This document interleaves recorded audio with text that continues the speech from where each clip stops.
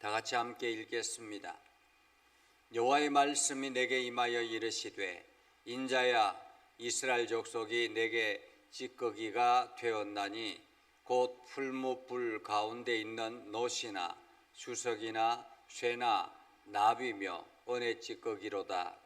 그러므로 주 여호와께서 이와 같이 말씀하셨느니라.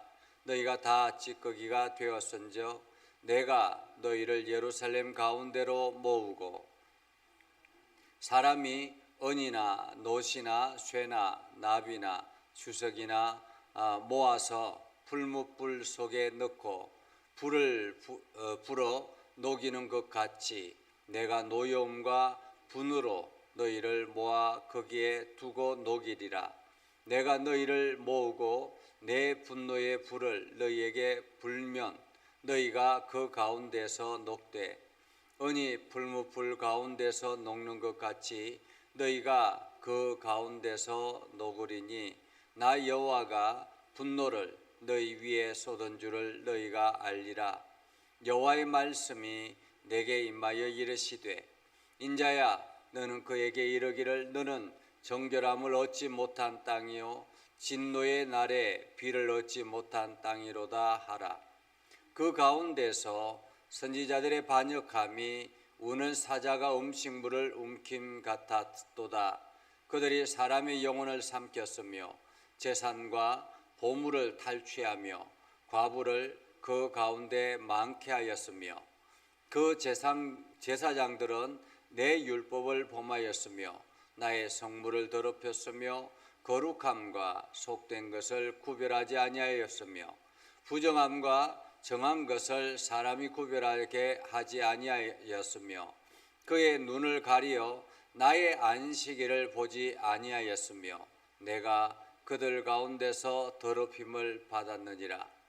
그 가운데 그 고관들은 음식물을 삼키는 일이 같아서 불의한 이익을 얻으려고 피를 흘려 영혼을 멸하거늘 그 선지자들이 그들을 위하여 회를 칠하고 스스로 허탄한 이상을 보며 거짓 복수를 행하며 여호와가 말하지 아니하였어도 주 여호와께서 이같이 말씀하셨느니라 하였으며 이 땅 백성은 포악하며 강탈하며 가난하고 궁핍한 자를 압제하였으며 나그네를 부당하게 학대하였으므로 이 땅을 위하여 성을 쌓으며 성 무너진 데를 막아 서서 나로 하여금 멸하지 못하게 할 사람을 내가 그 가운데서 찾다가 찾지 못하였으므로 내가 내 분노를 그들 위에 쏟으며 내 진노의 불로 멸하여 그들 행위대로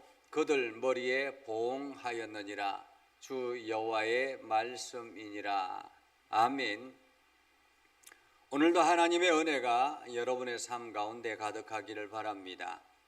오늘도 여러분들이 하나님의 능력을 경험하고 그것을 세상 사람들에게 전할 수 있는 그러한 믿음의 용기가 있기를 주님의 이름으로 축복합니다. 하나님께서 이스라엘 백성들을 애굽 땅에서 데려 나올 때에 그들은 물론 연약한 존재들이었습니다. 그러나 그때에는 온전히 하나님을 의지하며 한 마음으로 하나님을 바라보는 그러한 사람들이었습니다. 어쩌면은 순전한 순도 100%의 은이나 금, 보석이라 이렇게 말할 수가 있겠죠. 여러분, 보석이 가치가 있는 것은 무엇 때문일까요? 보석이 가치가 있는 것은 순도 때문입니다. 순도가 몇 프로냐에 따라서 그 가치 기준이 달라지는 거죠. 우리가 금이라든지 은이라든지 이러한 것들을 볼 때 거기에 순도가 몇 프로인가 하는 것이 굉장히 중요합니다. 순도가 100%이면 그 가치는 아주 높죠. 그러나 순도가 80%나 혹은 60%나 되면 그 가치는 상당히 떨어지게 되는 것입니다. 우리가 다이아몬드를 귀하게 여깁니다. 그러나 이 다이아몬드도 마찬가지죠. 거기가 순도가 얼마 정도 되느냐에 따라서 이 다이아몬드의 가치가 달라지는 것입니다. 그것처럼 하나님의 거룩한 백성들도 마찬가지라는 것입니다. 오늘 하나님께서 이스라엘을 아주 순도 100%로 이끌어 나오셔서 가나안 땅에 살게 하셨습니다. 그런데 지금 그 이스라엘 백성들이 어떻게 되었는가라는 거죠. 오늘 이렇게 말합니다. 인자야 이스라엘 족속이 내게 찌꺼기가 되었나니 라고 말합니다. 찌꺼기가 되었나니, 한마디로 그 순도 100%의 이스라엘이 완전히 찌꺼기가 되어서 여기저기 다른 것들이 굉장히 많이 모여 있더라라는 것입니다. 그래서 노시나 주석이나 쇠나 나비나 은이나 이러한 것의 찌꺼기다라는 거죠. 여러분, 찌꺼기는 어떻습니까? 찌꺼기는 이게 다른 것들이 더 많은 거예요. 잡다한 것들이 더 많은 거죠. 그렇기 때문에 그 찌꺼기를 가지고 뭔가를 하려고 하면 굉장히 많은 노력을 기울여야 합니다. 여러분, 이제 주부들이 음식을 하는데 만약에 쌀에 돌들이 많이 들어있다면 어떻게 될까요? 그 돌을 골라내기 위해서 얼마나 많은 노력을 기울여야 합니까? 이게 시골에 보면 이게 깨 같은 거, 이러한 것들을 이렇게 이제 거리에 널려놓고 마르는데, 거기에 흙이라든지 돌멩이라든지 이러한 것들이 들어있으면 그것을 골라내기가 상당히 쉽지 않습니다. 그래서 그것을 골라내기 위해서 굉장히 많은 노력을 기울이게 되는 거죠. 오늘 마찬가지입니다. 이게 좋은 것들은 다 이렇게 있는데 이것이 다 잡다한 것들로 다 모여가지고 마치 찌꺼기가 되어서 이것을 이제 새롭게 순도 100% 만들어야 되는데 어떻게 만들 수 있겠는가라는 것입니다. 어떻게 만들 수 있는가? 그래서 오늘 하나님께서는 풀무불 가운데라고 말합니다. 풀무불. 지금으로 말하면 용광로를 말하는 거죠.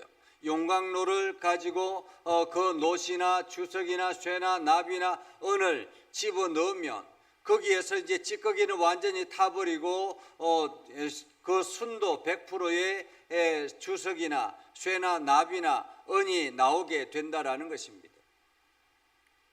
그것이 이 용광로인데, 이 용광로는 어떻게 만들어질까라는 거죠. 영적인 용광로는 어떻게 만들어질까? 오늘 20절에 보면 이렇게 말합니다. 사람이 은이나 노시나 쇠나 나비나 주석이나 모아서 풀무불 속에 넣고 불을 불어 녹이는 것 같이 내가 노여움과 분으로 너희를 모아 거기에 두고 녹이리라 라고 말합니다. 한마디로 하나님께서, 하나님의 용광로는 노여움과 분이라는 것입니다. 이 노여움과 분은 우리에게 어떻게 나타날까요? 고난과 심판을 통해서 나타나게 되는 것입니다. 그렇기 때문에 고난과 심판은 하나님의 거룩한 백성들의 순도 100%를 만들기 위해서 우리에게 필요한 것이라는 거죠. 우리 안에 하나님을 온전히 바라보고 하나님을 의지하고 하는 그러한 마음들이 있는 것이 아니라 자꾸만 세상의 것들이 들어와서 내 마음이, 우리의 신앙이 온전히 하나님을 향하지 아니하였을 때 하나님께서는 그것을 바르게 하기 위해서 노여움과 분으로 우리를 녹인다라는 거죠. 내가 너희를 모으고 내 분노의 불을 너희에게 불면 너희가 그 가운데서 녹되라고 말해. 녹되. 은이 풀무불 가운데서 녹는 것 같이 너희가 그 가운데서 녹으리니 나 여호와가 분노를 너희 위에 쏟은 줄을 너희가 알리라. 이렇게 말합니다. 분노를 너희에게 쏟은 줄을. 그래서 이것을 알면은 참으로 다행입니다. 그렇죠? 이게 내가 고난이 찾아왔습니다. 신앙생활 하다가 고난이 찾아왔습니다. 그런데 이것이 하나님께서 나를 녹이기 위해서 분노로 나에게 쏟으셨구나 하는 것을 알면 얼마나 다행이겠습니까? 그런데 문제는 알지 못한다라는 것입니다. 고난이 찾아왔는데도 알지 못합니다. 그러면은 더 큰 고난이 찾아오게 되죠. 더 큰 고난이 찾아왔는데도 알지 못합니다. 그러면 더 큰 고난이 찾아오게 되는 것입니다. 마치 대장장이가 이게 쇠를 이렇게 녹여서 뭔가를 만들어내야 되는데 이게 조그만 불에 넣어서 이게 녹으면, 쇠가 녹으면 얼마나 좋겠습니까? 그런데 그것도 안 되면은 더 뜨겁게 하고 더 뜨겁게 하고 불 온도를 더 높여서라는 것입니다. 불 온도를 더 높여서. 지금 용광로는 1600도 정도 된다고 합니다. 그 1600도 정도 되는 그 불 속에 쇠라든지 이러한 것들이 들어가면 불순물들은 완전히 불타버리게 되고, 그리고 순도 100%의 쇠라든지 은이라든지 금이라든지 이러한 것들이 나오게 되는 것이죠. 이것처럼 오늘 하나님께서 우리들을 사용하기 위해서 순도 100%로 만들기 위해서 이렇게 쏟으셨다, 분노를 쏟으셨다라는 것입니다.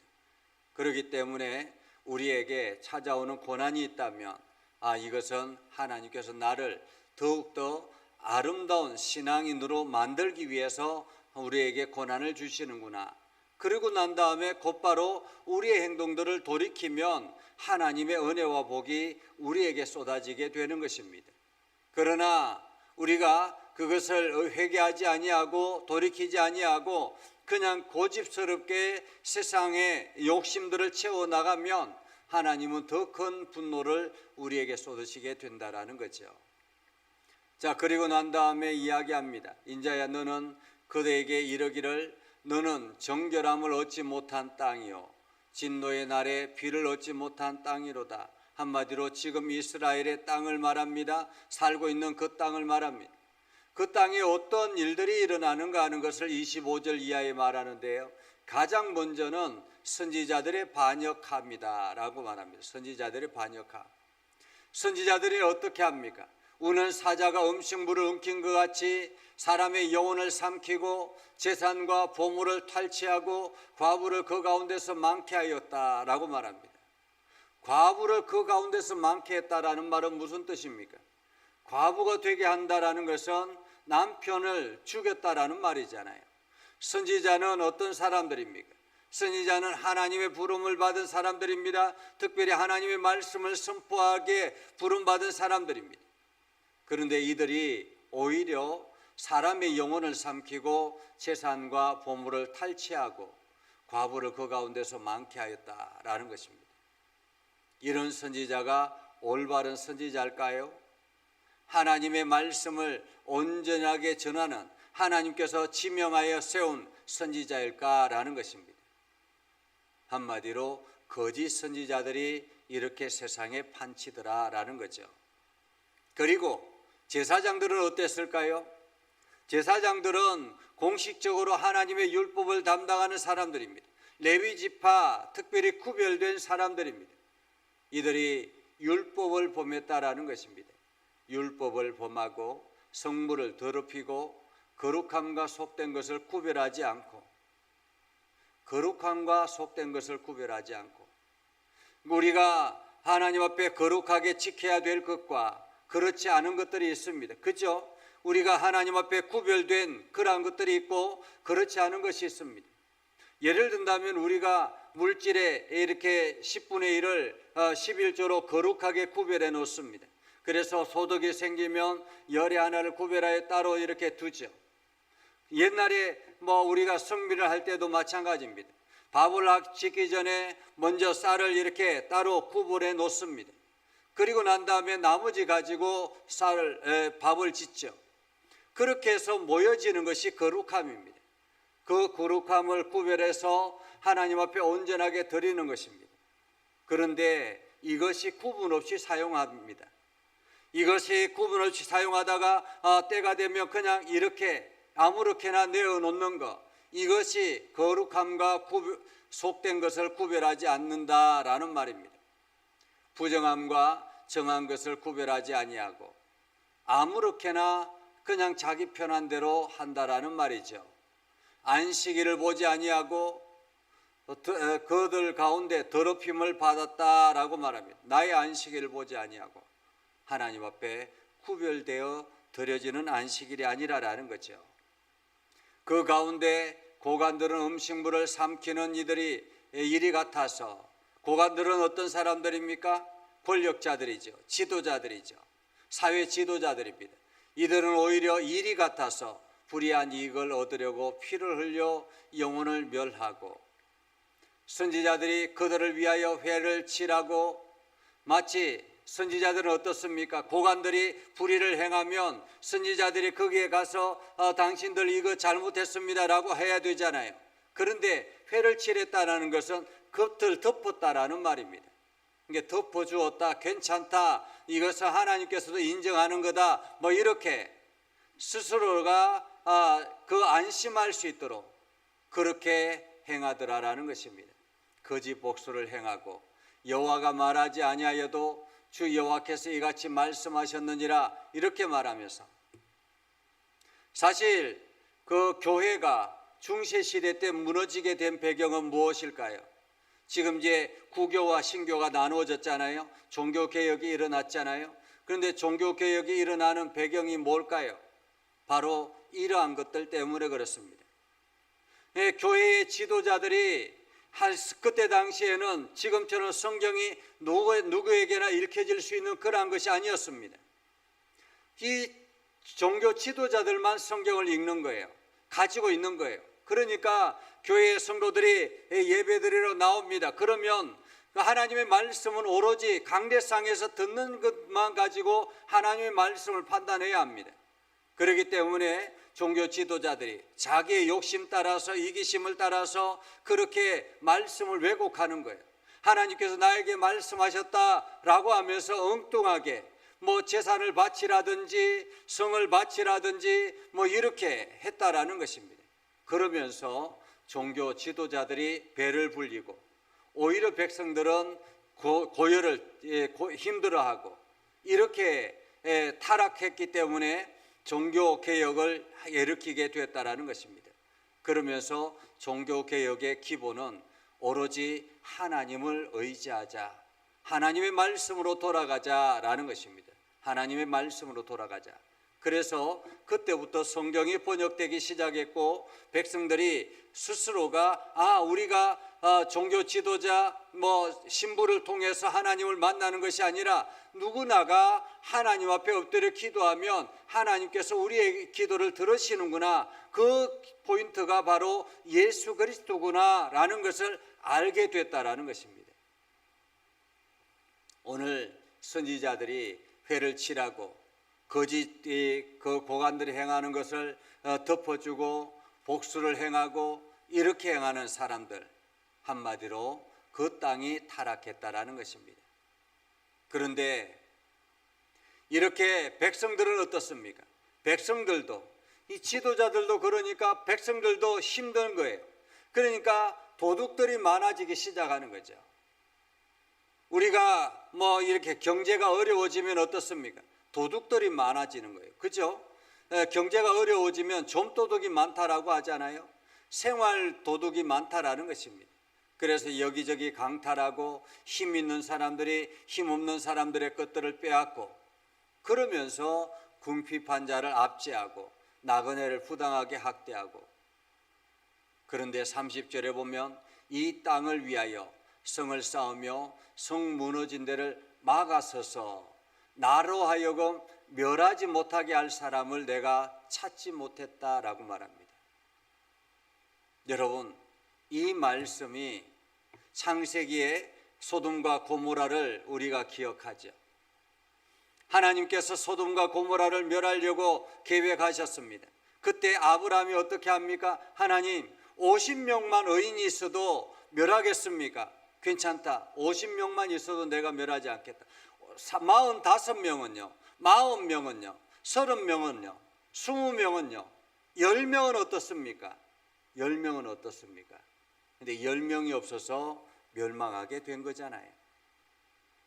오늘 막아설 사람, 이 땅이 하나님의 심판 아래 있지 않게 하기 위해서 막아설 사람이 필요한데 그 막아설 사람을 찾지 못했다라고 말합니다.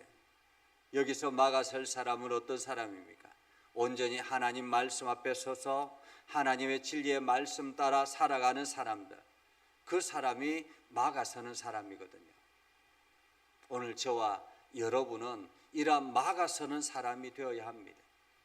이 세상이 타락한다고 해서, 세상이 엉망이 됐다고 해서 나도 똑같이 살아야지, 이것이 아니라 세상이 어떠하든지 간에 내가 하나님의 진리의 말씀을 바르게 서고 그리고 그것을 세상에 전하는 막아서는 사람이 되어야 된다라는 것입니다. 내가 내 분노를 그들 위에 쏟으며 내 진노의 불로 멸하여 그들 행위대로 그들 머리에 보응하였다라고 말합니다.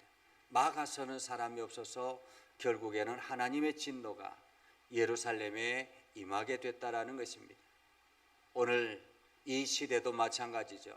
이 시대도 그 시대와 별반 다르지 않습니다.